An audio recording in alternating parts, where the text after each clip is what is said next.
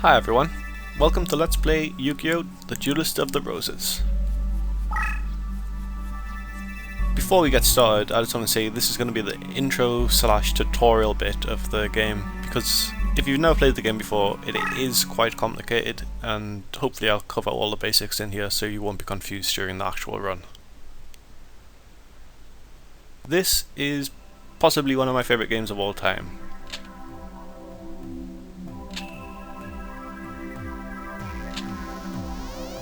I'll try to leave a bit of time so you can read the text if you want to, but sorry if I skip it too quickly, you'll just have to pause and go back to it. Oh my god, Seto Suit is fucking awesome. That is pimp, that is really pimp.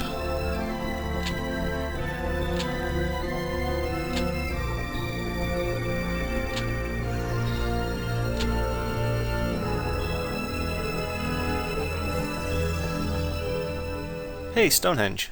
I've been there. Yeah, that is Stonehenge. I was worried for a second.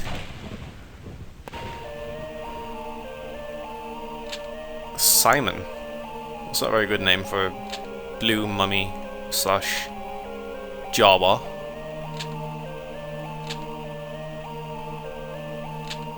I think I'm skipping this text too quickly. I'm sorry for that. Okay, name. Your starter deck choices are dependent on your name, and I'm gonna put the starter deck choice up to vote. So, the name will have to depend on what deck everyone chooses. I'll just choose like the funniest name that coincides with that deck.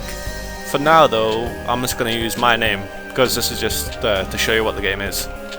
My name's Tom. Oh no, I'll do Thomas because I can be Thomas Crawford then.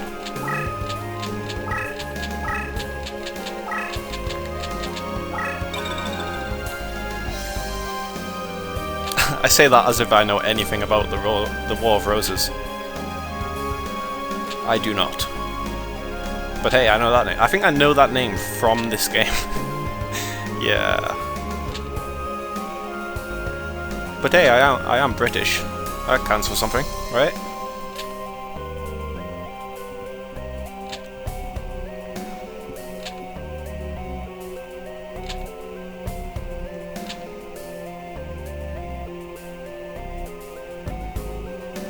Well, hang on there, Simon.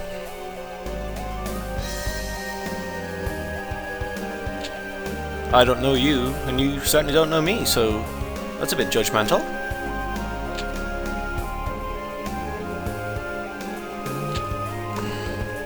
In fact, you've just pulled me from my time or whatever, and you're forcing me to do your little card game thing. That's not fair. Why don't I just kill you, dick?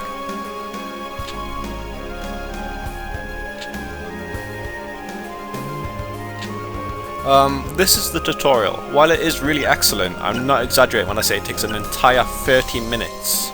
So instead of that, I'm just gonna try and quickly explain stuff in this video, because really that's too long.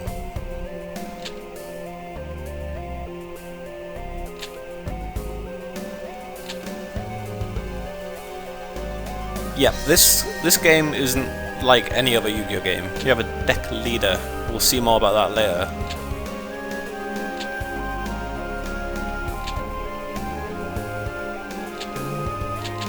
Okay, starter decks. There are a total of 18 possible starter decks in the game, and I'm going to put each one in the thread up for a vote. So every time you load this game with the name Thomas, you'll get these exact same deck choices, because it depends on your name. So if we want to get a specific deck, we'll have to use a specific name. Okay, I've went on about that a bit too long. Let's just go over this two-headed dragon guy, because he looks pretty sweet.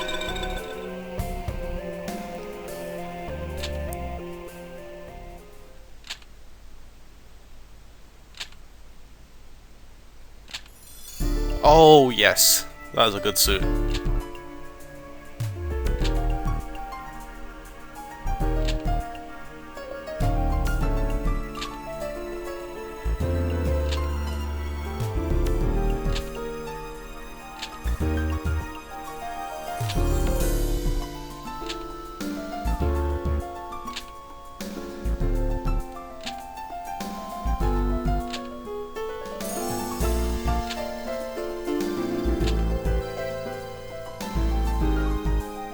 Not the forbidden rose summoning.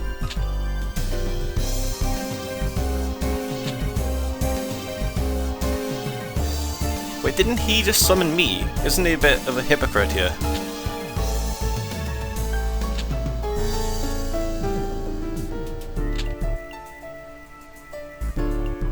Oh, red and white. We don't want mixed races.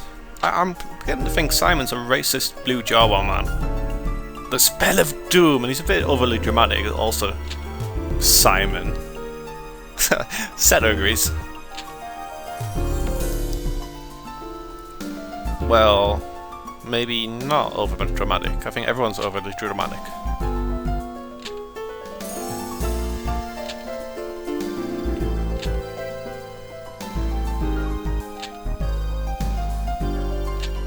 Ellipsis.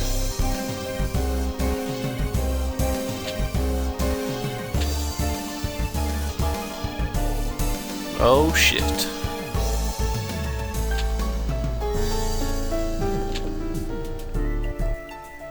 Well played, well played. Sam isn't a total moron. Oh shit, plot twist. Yeah, Seto. He's a bit of a dick.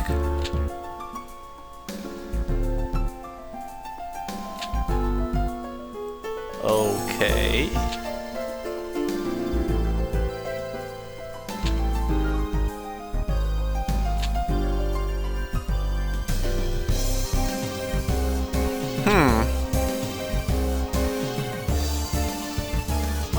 Yeah, that sounds good for me, but why should I choose you over Simon? See, he calls me honourable, that's nice.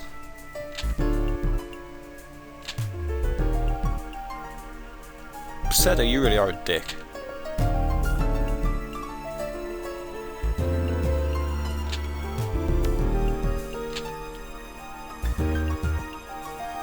True.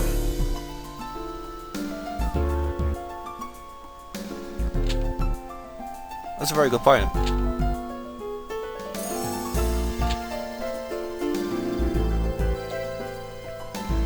Well, Power Hungry normally wins, so...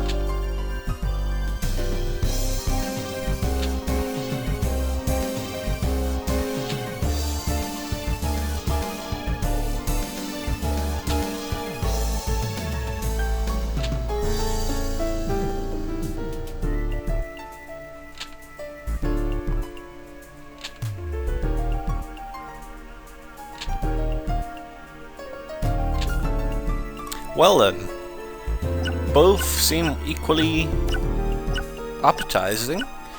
Let me just say that really you can choose either one. The game is quite well balanced and either path is going to be about the same difficulty. I'm going to put this up for a vote also, but for now we're just going to go with Simon because fuck it, why not?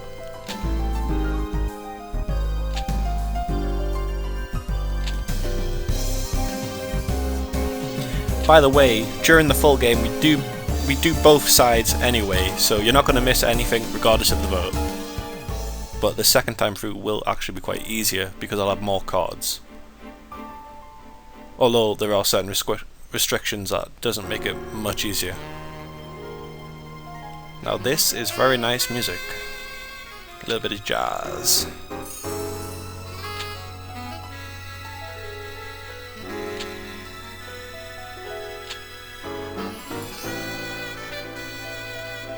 Wait, what? So Simon was also summoned? I don't know if that's like Yoldi time speak for called for, or he... Well, he is a blue Jawa, so yeah, he's probably summoned from another dimension like we are. Interesting.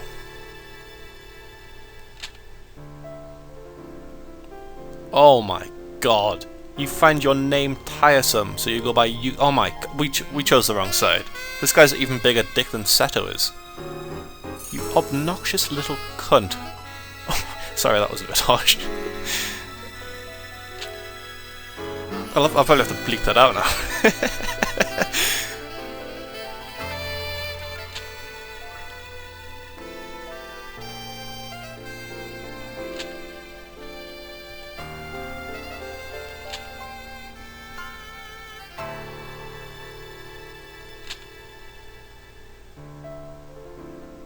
And that is probably the laziest game explanation for a rule ever. But it is actually a very good restriction. That means... I'll let Yugi say it also, because I know he does.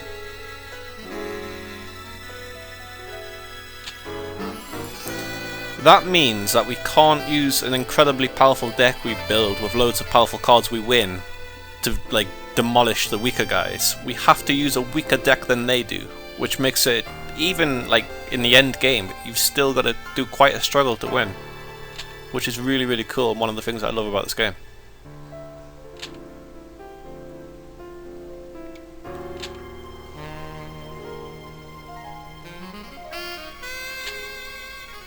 I really wish I knew more about the Rose Wars, because I feel like I should be commenting on what's going on, but I have no idea. I just know it's a war. I think we're in France now. I think Yugi's in France. I don't know if he's French or not. But we're going to England and we're gonna fuck some shit up.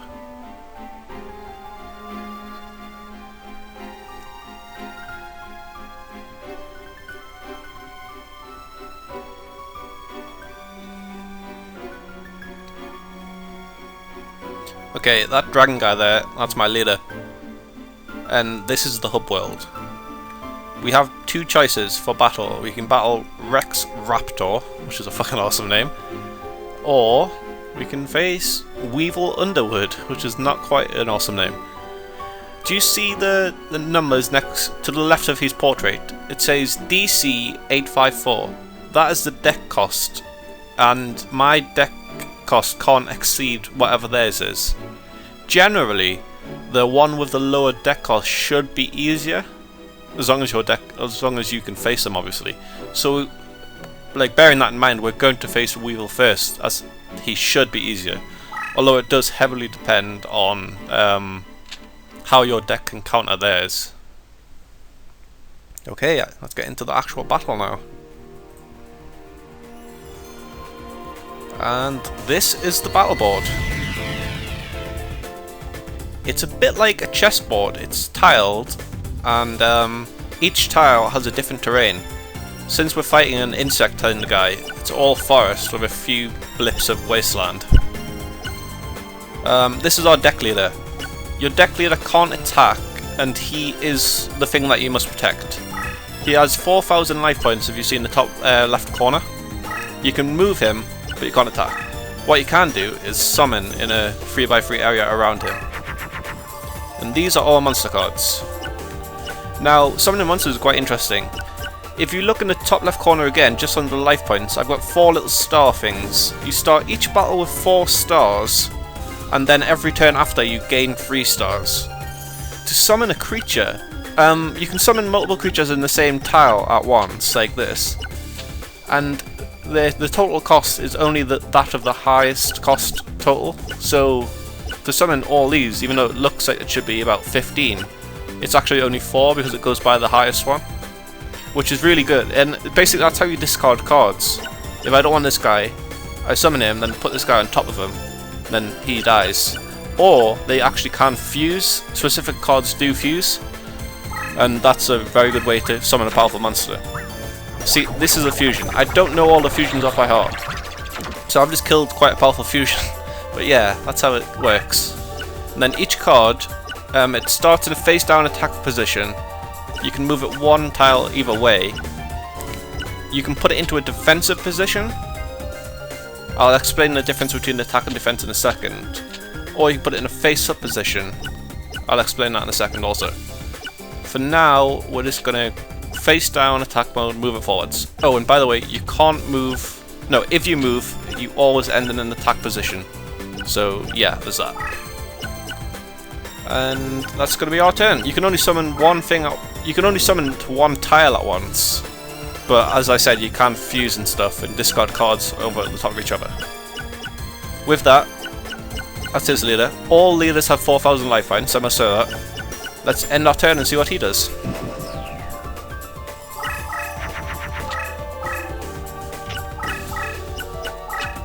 And he's attacking. And he's going to kill me. Oh dear.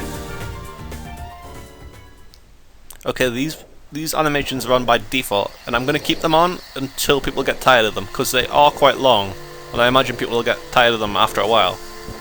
But for now, I'm going to keep them, because some of them are really funny, and some of them are actually quite cool. He's a shot on us. Yeah, that's his attack. Welp. As he had a higher attack level, that means he wins and my guy's gonna get killed. When it comes to my turn, I'll explain all the attack stuff. Okay, he has 1,700, I have 1,300. So the excess of that is 400 damage. So I take that excess damage directly to my leader's life points. As you can see, it's now 3,600. So that's a very bad thing to take direct damage to your life points. If you're in attack position and you get killed by a higher monster, the excess damage, numbers between his and yours is taken as direct life damage. It's also the same vice versa.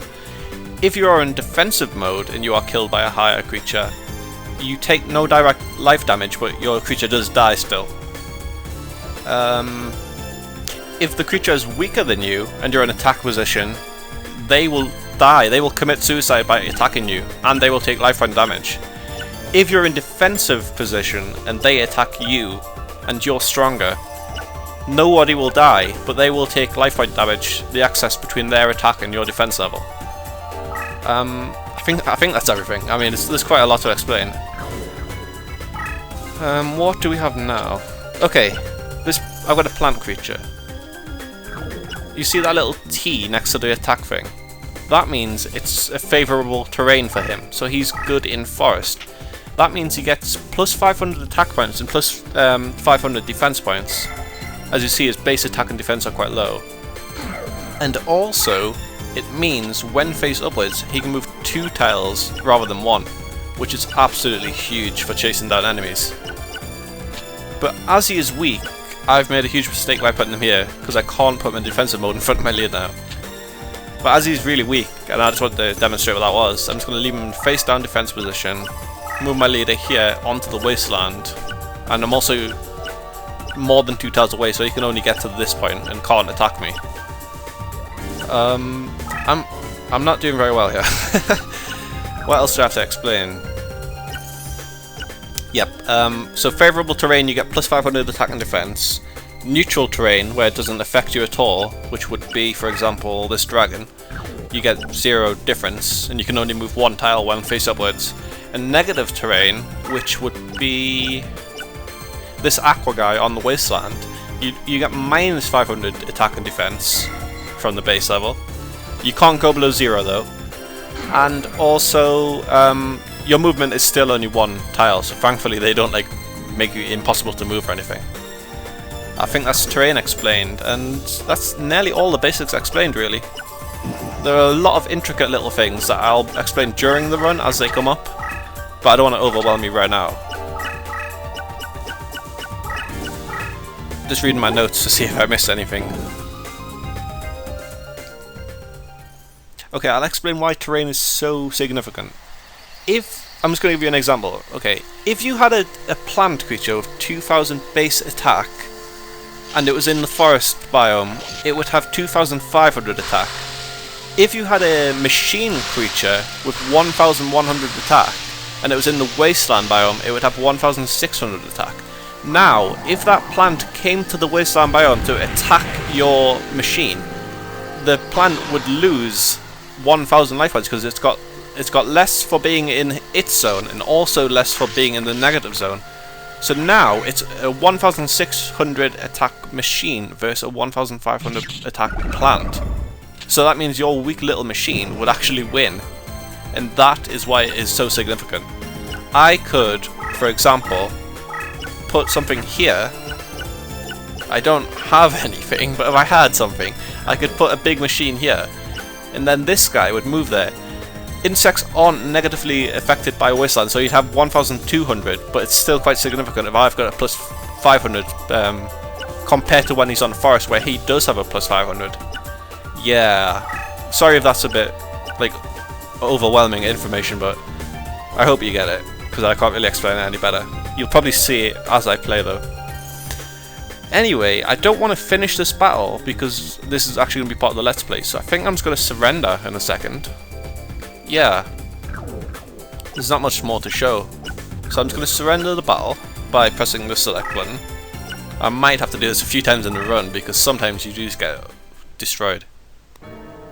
I just realised I forgot to explain one little thing. Okay, your leader has 4,000 life points. There are a few ways to win the game or lose the game. If your leader gets 0 life points or below, you die, obviously. Also, if you are, if your leader is surrounded by enemy cards, so you can't move and you can't summon anything over them, then you lose the next turn. That's more poignant when you like lure their leader into a corner, so you've only got 3 cards around it rather than like 9 or however many there are. Another little thing, you can summon 5 monster cards and 5 spell cards at any time. You can't have more than that on the field. You'll have to like kill your weaker things, but that rarely comes up anyway. And one other way of losing is there's a timer. You get 99 turns, and if they all run out, whoever has the most life points wins. That has never ever came up for me, but I imagine it's there to stop an infinite stalemate or something like that. So yeah, that is everything. I guess vote, and I'll see you next time for the first battle in whatever storyline we go for. See you guys. Bye.